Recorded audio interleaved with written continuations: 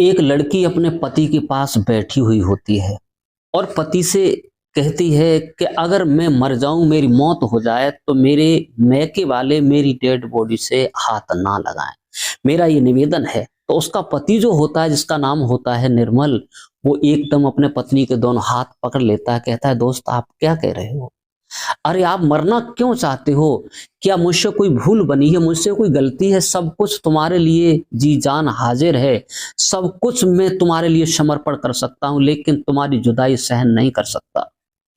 लेकिन लड़की कहती है जो मैं कह रही हूं थोड़ा ध्यान दीजिए, अगर मैं मर जाऊं किसी कारण तो मेरे मैके वाले मेरी लाश से हाथ न लगा दें, मुझे देखने ना आए, उन लोगों से ऐसे कह देना। इतनी कहने के बाद वो निर्मल कहता है कि बस जो कहा वो अब मत कहना, क्योंकि आपने जो कहा मेरे दिल में ठेस पहुंचती है। आइए पूरी कहानी आपको सुनाने से पहले आपसे मेरा निवेदन है, अगर हमारे चैनल पर नए हैं तो चैनल को सब्सक्राइब करें, इससे हमारा मनोबल बढ़ता है और आप लोगों को हम रोजाना नई कहानी देते हैं। तो कहानी ये कोई फेंक नहीं है, ये उन्नाव के अचलगंज कौरारी कला गांव की कहानी है। यहाँ दो परिवार होते हैं, एक होता है साहू परिवार होता है और एक दलित परिवार होता है। जो लड़की होती है जिसका नाम मौनी होता है, ये होती है साहू परिवार की। और उसी गांव में लड़का होता है दलित परिवार से, जिसका नाम होता है निर्मल। ये दोनों अलग अलग परिवार से होते हैं। लड़की भी खूब सुंदर होती है और लड़का भी खूब सुंदर होता है। दोनों में बड़ा प्यार होता है, साथ साथ पढ़ने जाते हैं, साथ साथ खेलते हैं, खाते हैं, धीरे धीरे सियाने होने लगे, चलते फिरते सोते जगते एक दूसरे को बहुत चाहते थे, मानो कि भगवान ने जोड़ी इनके लिए ही बनाई है, ऐसा था। ये लोग इतना एक दूसरे को चाहते थे कि मानो कि जीने मरने की लोगों ने कसमें खाई हों, ऐसे थे वो लोग। धीरे धीरे जब मोहब्बत बढ़ती गई, 4-5 साल से इनकी मोहब्बत प्यार में बदल गई। चोरी छिपे ये एक दूसरे से मिलते थे, एक दूसरे से मोहब्बत की बातें करते थे, नतीजा इनका पहुंच गया शादी तक। तो मौनी जो होती है कहती है यार निर्मल ऐसे कैसे जिंदगी कटेगी, चलो हम और आप शादी कर लेते हैं। निर्मल कहता है कि मौनी आप एक साहू परिवार से हो, मैं एक दलित परिवार से हूं, ऐसे कैसे हो सकता है?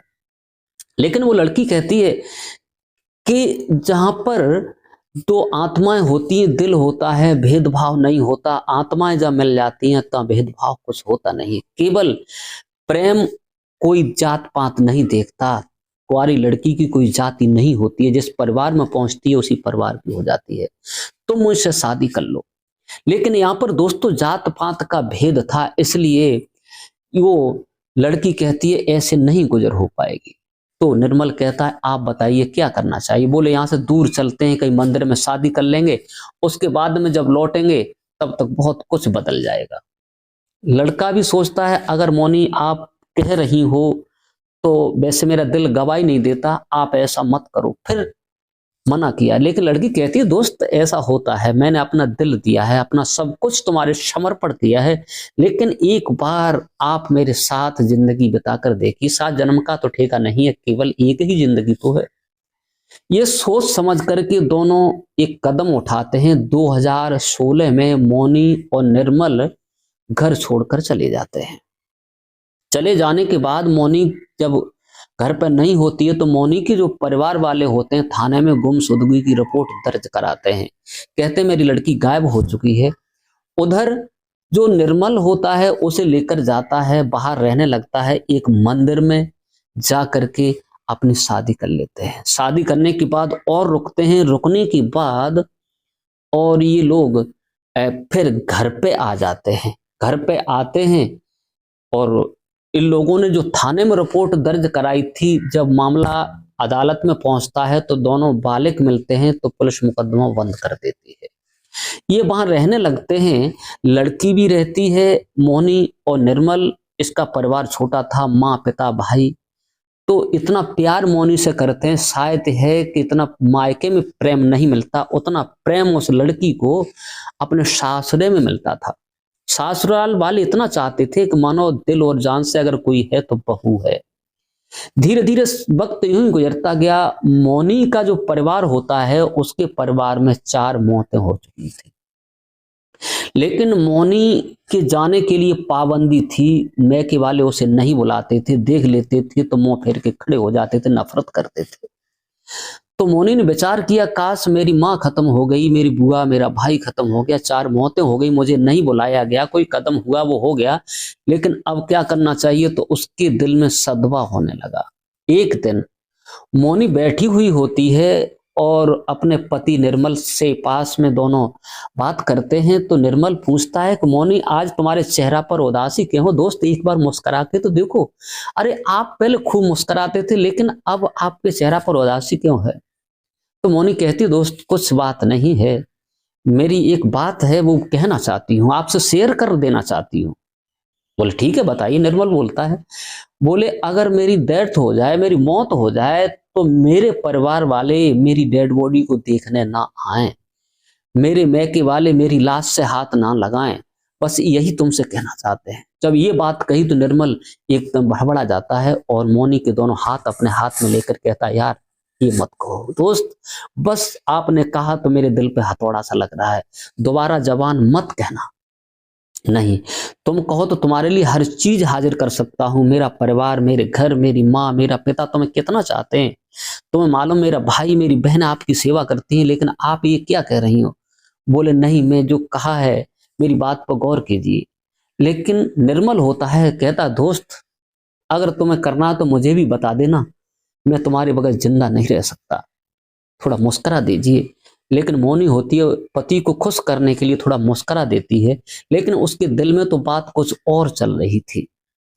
ये कहने के बाद 2-4 दिन गुजरते हैं। मौनी एक मोबाइल से अपना वीडियो रिकॉर्ड करती है और उस मोबाइल में जो वीडियो रिकॉर्ड करती है, उस वीडियो में 1 मिनट 58 सेकंड का रिकॉर्ड है। वो ये कहती है, अगर मैं मर जाऊं, मैं अपनी आत्महत्या कर लूं, तो मेरे सास ससुर पति, मेरे जो परिवार के जो लोग हैं सास रह के, इनको कोई भी किसी भी प्रकार का मुकदमा न लगाया जाए, इन लोगों को किसी प्रकार से परेशान न किया जाए, क्योंकि मैं अपने मायके वालों से तंग होकर के अपनी आत्महत्या कर रही हूं। इन लोगों का कोई दोष नहीं है, क्योंकि इनके यहाँ मुझे इतना इंतहा प्रेम मिला है जितना कहीं मिल नहीं सकता। ऐसी एक वीडियो जब रिकॉर्ड करती है, करने के बाद और वो फांसी लगाकर अपनी आत्महत्या कर लेती है।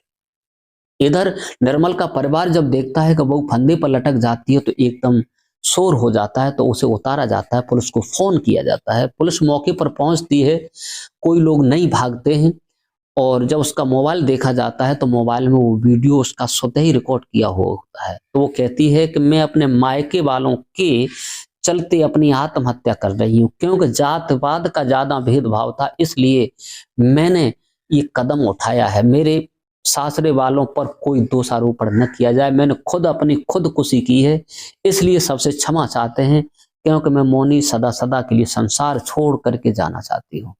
जब ये देखा जाता है तो पुलिस सदमे में फंस जाती है, कुछ नहीं करती, पोस्टमार्टम के लिए डेड बॉडी जाती है।